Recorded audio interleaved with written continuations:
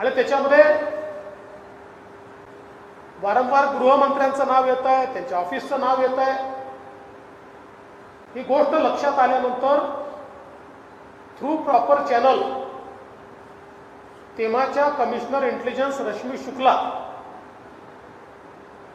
यांनी डीजींना त्या संदर्भातला रिपोर्ट सादर केला आणि डीजींच्या माध्यमातून एसीएस होम तेव्हाचे या एसीएस होमची बकायदा सर्वोच्च न्यायालयाच्या निर्णयाप्रमाणे निर्देशाप्रमाणे परवानगी घेऊन काही फोन त्यांनी सर्व्हिलन्सवर लावले आणि त्या फोनमधनं जे काही बाहेर पडलं ते धक्कादायक होतं आणि म्हणून तो रिपोर्ट सादर झाला. दुर्दैवाची गोष्ट अशी आहे की त्या रिपोर्टवर कारवाई झालीच नाही. तत्कालीन कमिशनर इंटेलिजन्स यांच्यावरच कारवाई झाली. त्यांना पदावरून दूर करण्यात आलं. साधा ऑफिसही त्यांना मिळू नये असा प्रयत्न करण्यात आला. त्या देखील आता केंद्राच्या सेवेत चालल्या गेल्या आहेत. आणि त्या रिपोर्टमध्ये ज्यांची नावं आली होती त्यातल्या बहुतांश लोकांना त्या त्या ठिकाणी पदस्थापना मिळाली पोलीसमध्ये. आणि म्हणून परमवीर सिंग यांनी लावलेला आरोप हा पहिला आरोप नाही आहे. मी आता माननीय पवार साहेबांची प्रेस कॉन्फरन्स देखील बघितली आणि ते असं म्हणाले की त्यांची बदली होत असल्यामुळे त्यांनी हा आरोप लावला. पण सुबोध जयस्वालांची तर बदली नव्हती, रश्मी शुक्लांची बदली नव्हती. त्यांनी पुराव्याच्या आधारावर या सरकारकडे जो रिपोर्ट सादर केला होता त्याच वेळी या संदर्भातली उचित कारवाई झाली असती तर मला असं वाटतं की आज ही वेळ या ठिकाणी आली नसती. आज खरं म्हणजे पवार साहेबांची प्रेस कॉन्फरन्स ऐकल्यानंतर मला थोडं आश्चर्य देखील वाटलं. पण मी त्यांना दोष देणार नाही. या सरकारचे निर्माते ते आहेत आणि त्यामुळे निर्मात्यांना आपलं सरकार कसंही वागलं तरी ते डिफेंड करण्याची भूमिकाही त्या ठिकाणी घ्यावी लागते. त्यांनी ज्यावेळी सांगितलं की वाझे यांना परमवीर सिंग यांनी घेतलं, खरंच आहे. परमवीर सिंग यांची समिती त्या ठिकाणी होती. त्या समितीत अनेक लोक होते. त्या समितीने निर्णय घेतला आणि वाझेंना रिइन्स्टेट केलं आणि त्यांना रिइन्स्टेट केल्यानंतर सगळ्यात महत्वाची जागा देण्यात आली. सरकार झोपलं होतं, सरकारला माहिती नव्हतं, सरकारला नियम नाही माहिती, मुख्यमंत्र्यांना गृहमंत्र्यांना नियम नाही माहिती. एखाद्या व्यक्ती सस्पेंड असलेला जर तुम्ही काही कारणाने परत घेतला त्याला एक्झिक्युटिव्ह पोस्ट देता येत नाही हे सरकारला माहिती नाही आहे. आणि एवढंच नाही तर सगळ्या महत्वाच्या केसेस या त्यांच्याचकडे त्या ठिकाणी देण्यात आला.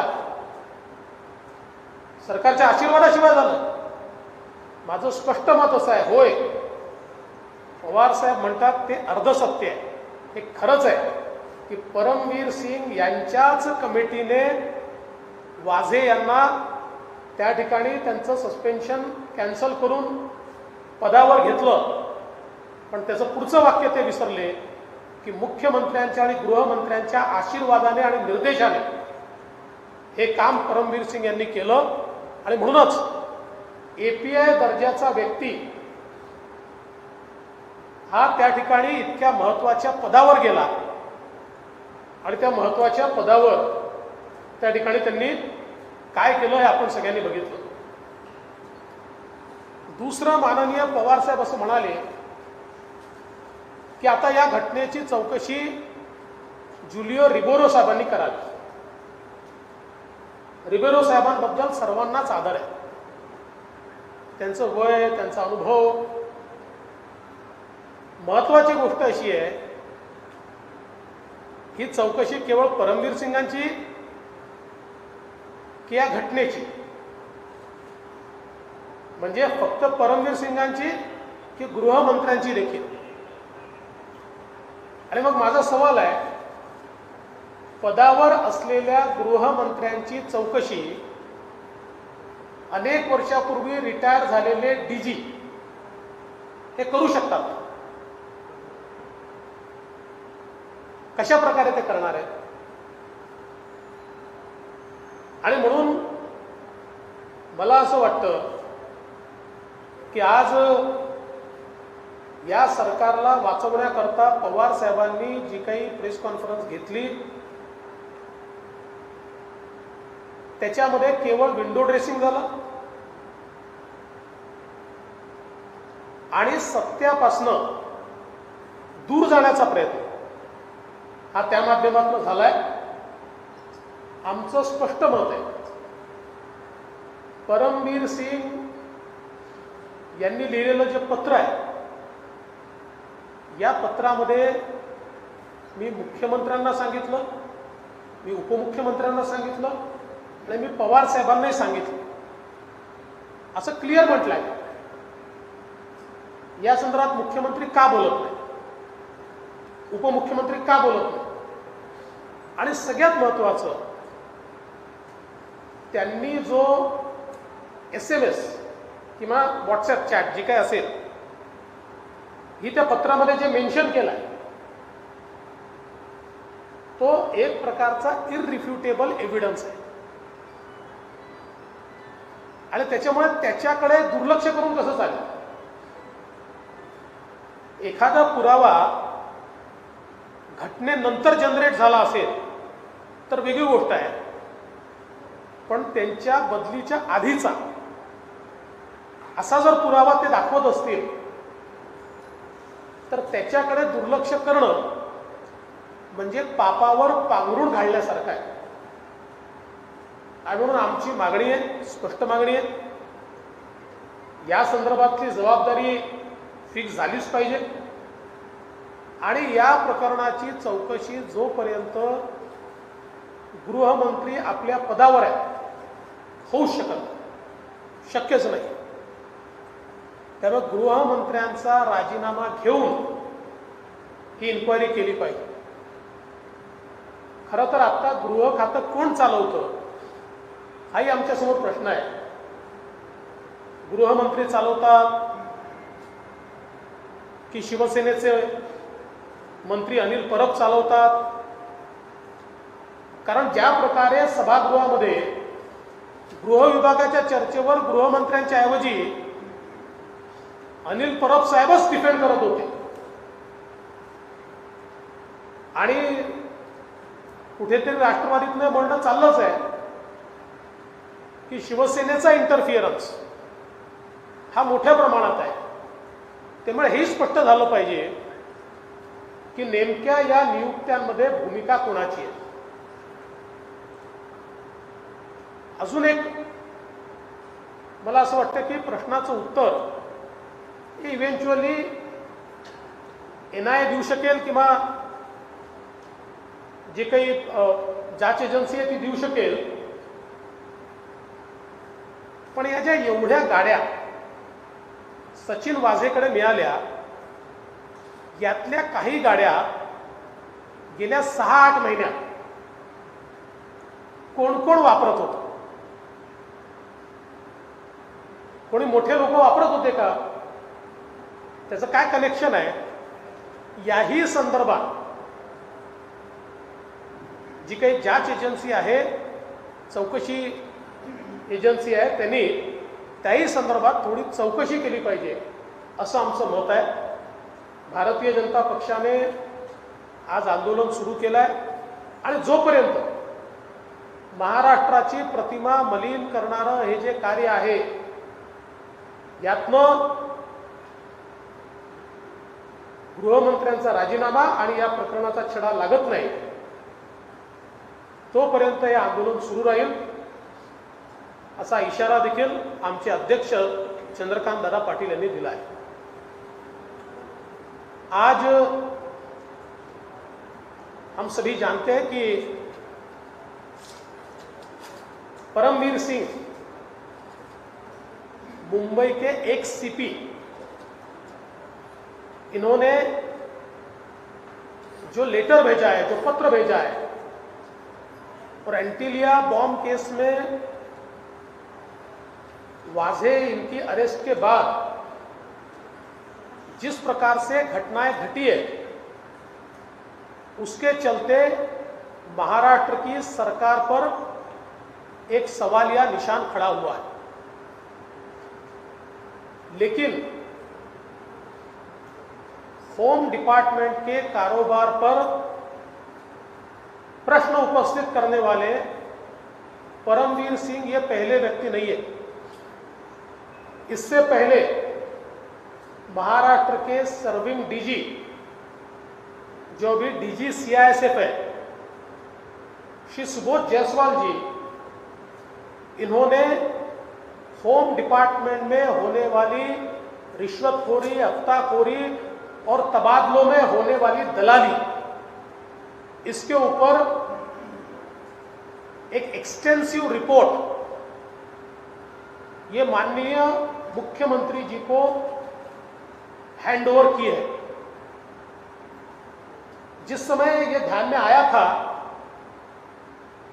कि बड़े पैमाने पर पैसे का लेन देन ट्रांसफर्स में हो रहा है और कुछ दलाल ये सरकार के कुछ लोगों के साथ मिलकर और गृह मंत्रालय के भी, गृह मंत्री के कार्यालय के भी और गृह मंत्री जी का नाम लेकर भी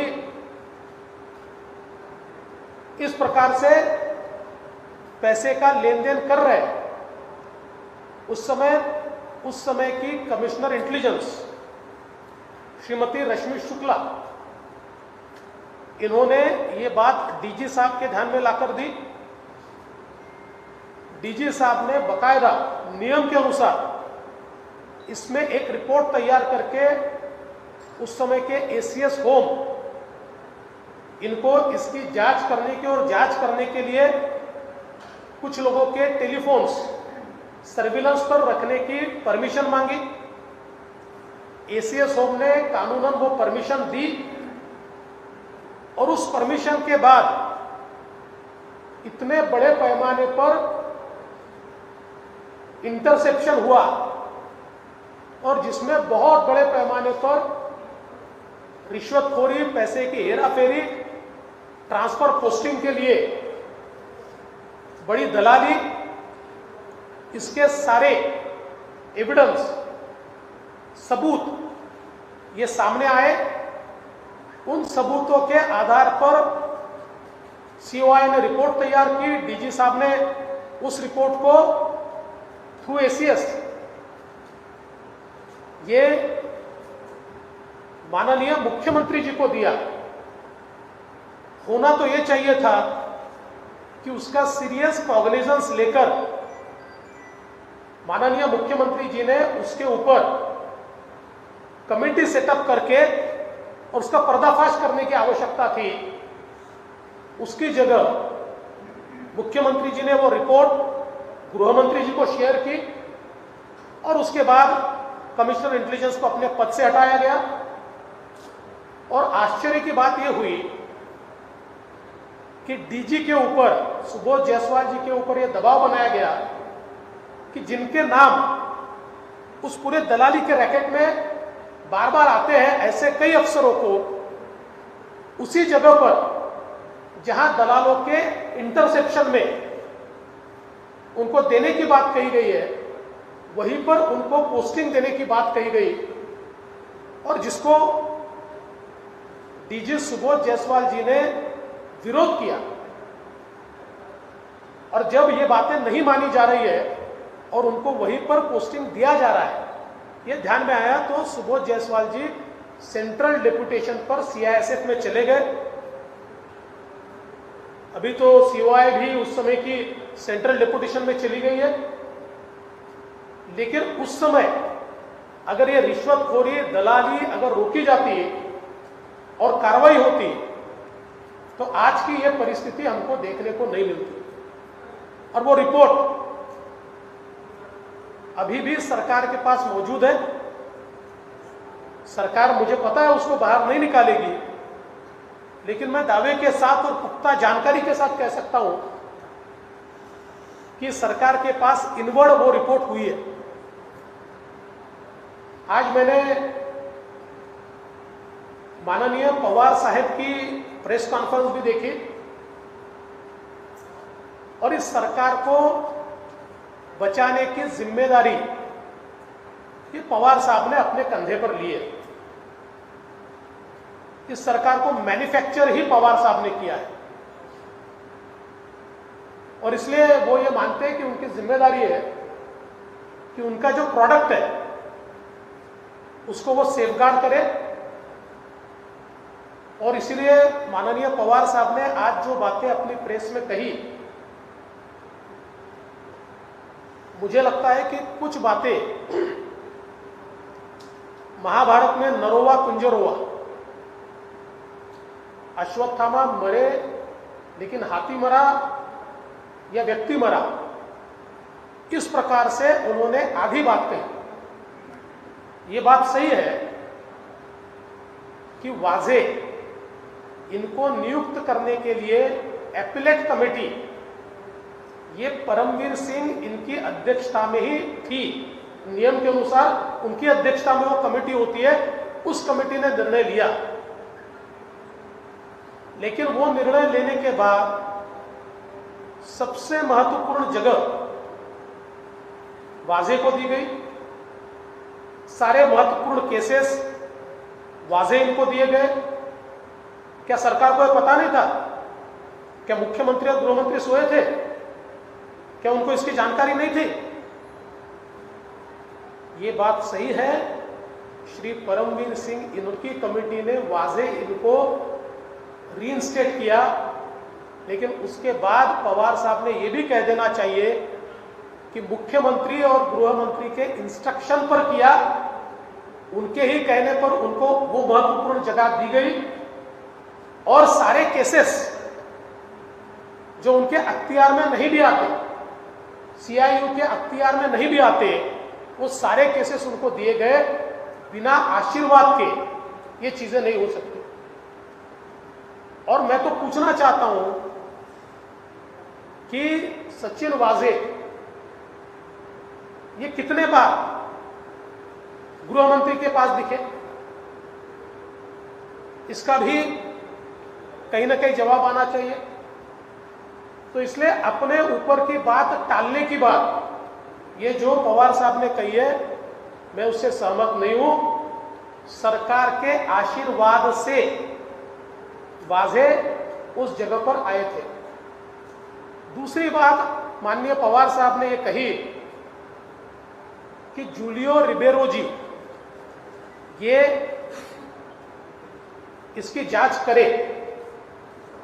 मैं सवाल पूछना चाहता हूं, जूलियो रिबेरो जी बहुत आदरणीय व्यक्तित्व है, पुलिस महकमे में उनका नाम बड़ा है, उनकी उम्र भी काफी है, अनुभव भी बड़ा है। पर मैं सवाल पूछना चाहता हूं कि वे तो कहते हैं कि इस पूरी घटना की जांच करे, तो केवल परमवीर सिंह की जांच करे या घटना के एक मुख्य किरदार महाराष्ट्र के गृह मंत्री की भी जांच करे? और अगर महाराष्ट्र के गृह मंत्री की जांच करना है तो क्या सर्विंग गृह मंत्री की जांच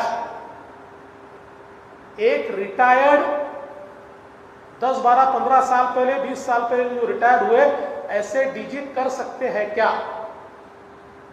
क्या वो अथॉरिटी उनके पास होती है? क्या उनको मिल सकती है? और अगर दे भी दी तो क्या वो कर पाएंगे? क्या ऐसी निष्पक्ष जांच हो पाएगी? इसलिए मुझे लगता है विंडो ड्रेसिंग बंद होना चाहिए। अगर पवार साहब को लगता है, क्योंकि पवार साहब का पहला स्टेटमेंट बहुत महत्व का था, उन्होंने कहा यह बहुत गंभीर आरोप है। अगर आरोप गंभीर है तो सबसे पहले गृह मंत्री को उनके पद से हटाया जाना चाहिए और उसके बाद इस प्रकार की जांच होनी चाहिए। हमारा तो कहना है, वैसे तो जांच सेंट्रल एजेंसीज ने की जानी चाहिए, लेकिन अगर आपको नहीं है विश्वास तो कोर्ट मॉनिटर्ड कीजिए, कोर्ट मॉनिटर्ड इंक्वायरी, ये इसमें सॉल्यूशन है जिसमें दूध का दूध, पानी का पानी आएगा। इसलिए भारतीय जनता पार्टी की ओर से हम ये मांग करते हैं कि गृह मंत्री जी का इस्तीफा लेना चाहिए, और जब तक वो नहीं लिया जाता भारतीय जनता पार्टी चुप नहीं बैठेगी। हमारे अध्यक्ष चंद्रकांत दादा पाटिल इन्होंने आंदोलन की घोषणा की है, आज हमने आंदोलन किया है, और ये जो वसूली, सरकारी वसूली जो चल रही है, इसके खिलाफ हम लोग आंदोलन करते रहेंगे।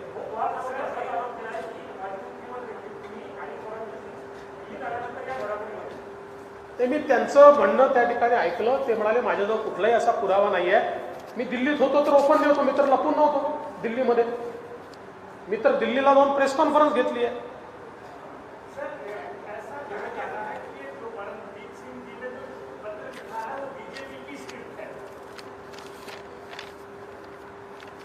जी तो फिर वाजे ने जो किया वो शिवसेना की स्क्रिप्ट है क्या?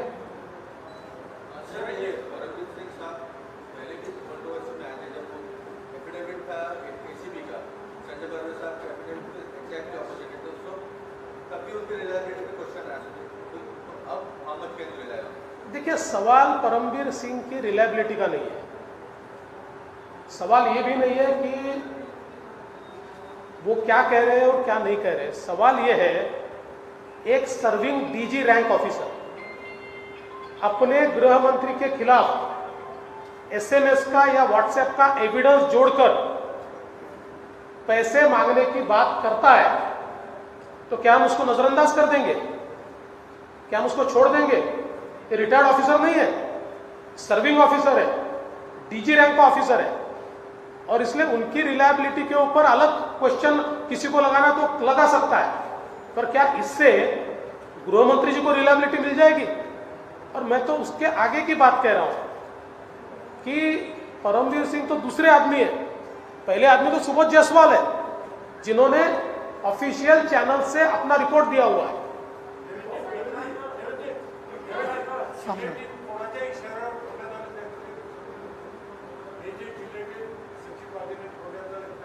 ते आता एनआयएच्या चौकशीत समजेल.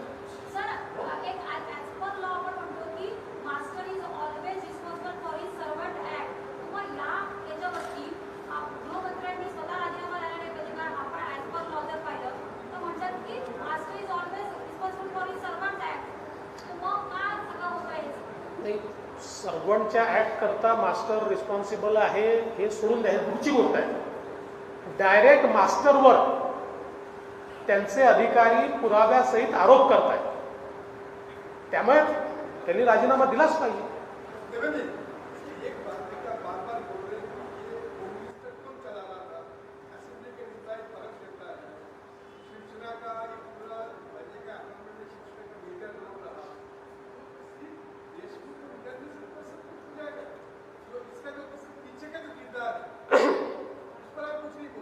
देखिए, आपने बिल्कुल सही बात कही है, लेकिन पहले तो देशमुख इनका इस्तीफा आना चाहिए. प्राइम रिस्पॉन्सिबिलिटी जिनकी है वही इस्तीफा नहीं देंगे तो बाकी लोगों से अपेक्षा क्या करें. इसलिए हमारा कहना है पहले उनका इस्तीफा आना चाहिए. तार तो बहुत जुड़ते हैं. मैंने आज श्री राज ठाकरे इनकी भी प्रेस कॉन्फ्रेंस देखी, और उन्होंने बड़े अच्छे तरीके से कहा कि अगर इसकी ठीक से जांच हुई तो कई फटाके फूटेंगे.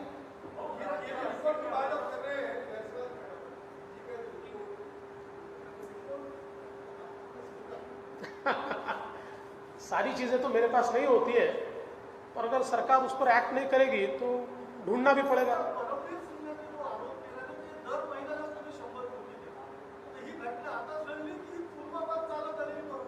नाही, हे तर परमवीर सिंग सांगू शकतील, कारण याच्यावर मी सांगू शकणार नाही की याच्या आधी किती दिले, आता किती दिले, कोणी किती दिले. आमच्या काळात टार्गेट लोक नव्हते.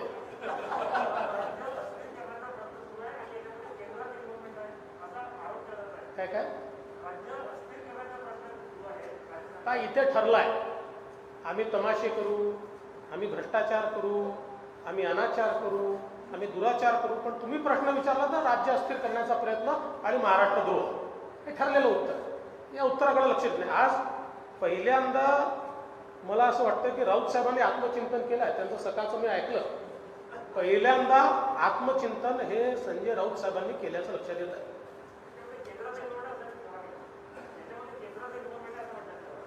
कोण म्हणतात केंद्राचे इन्व्हॉल्वमेंट असं मी त्यांच्या म्हणण्यात ऐकलं नाही. चल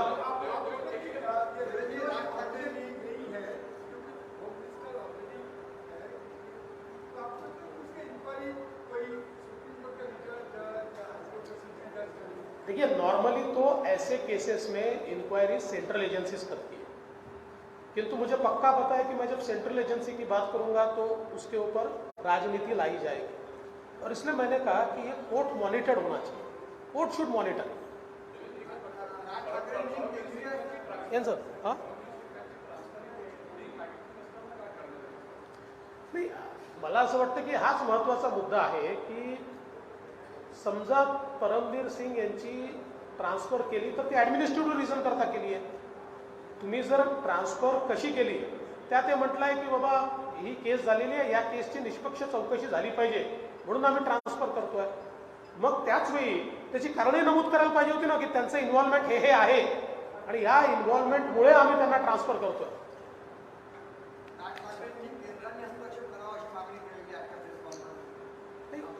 राज ठाकरेंनी जी मागणी केली आहे की केंद्राने हस्तक्षेप करावा ती मागणी योग्यच आहे.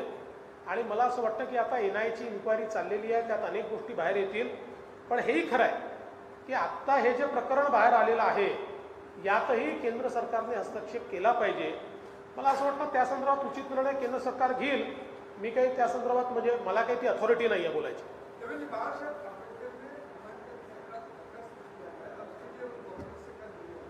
नहीं, अच्छी बात है. देखिए, अभी सब दूर इस सरकार की क्रेडिबिलिटी समाप्त हो चुकी है, सब दूर समाप्त हो चुकी है. और अब जितने ज़्यादा दिन इस प्रकार से ये सरकार केवल टालने का काम करेगी, विंडो ड्रेसिंग का काम करेगी और जिस प्रकार की घटनाएं घट रही है उनको दबाने का काम करेगी, उतनी ये सरकार ज़्यादा बदनाम होगी. चलिए, थैंक यू.